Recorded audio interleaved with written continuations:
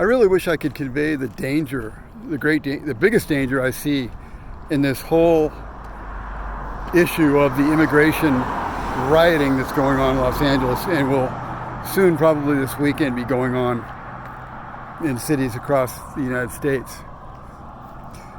Obviously, there's a danger in violence from left-wing mobs that are financed by evil people. There's no question about that. That's where we are in history right now, where we are in America. But it's really not the worst thing. The worst thing is when we see evil going on. I was watching a video earlier today with Officer Brandon Tatum, and he was showing Senator Cory Booker, and how evil these people are, saying that Trump is the problem. Not cleaning up our country, not getting rid of the illegal aliens, making sure they go back to their country.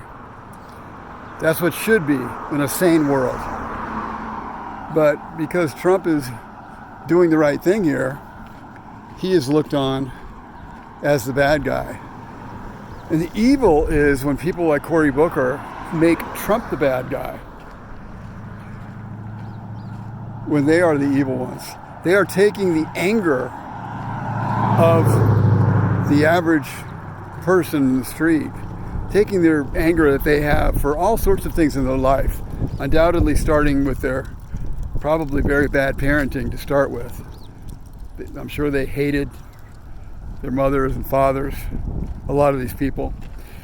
And evil people like Cory Booker know how to take that kind of anger and point it in another direction, pointing it at somebody else. And they are the ones who foment this kind of stuff and point it and make it worse and worse and worse. And at some point, they can end up overthrowing a country just by taking the anger of people on the street and pointing it in a different direction to where it originally was from. And the people on the street don't even know it. So when I watch these people, I was watching Officer Tatum dealing with this and having it on his channel, and he was getting so angry with people like Cory Booker. I totally get it, because I felt the same way. And that's the real danger. The real danger is to our spirit. That's what counts in the end, is our spirit. And when we see evil, and we've had it before and it hasn't been dealt with fully inside of us, it lights a fire. It's a reminder of something that's already there, and the matchstick gets lit. And it'll cause you to be inflamed with hatred towards these people. And that's the danger here. The danger is going to be, as we meet these people and see them in protests and so forth, the danger is going to be dealing with them already with anger. These people are, I'm not going to call them victims, but in a way they were originally victims of their messed up parenting that they had. And they're just being pointed around. So in a way, I don't even have the anger for these people as I have for people like Cory Booker and these other evil people. And even that is not right. Because even Cory Booker was messed up as a child too. I guarantee that. That's clear. There's a lot of things wrong with that guy.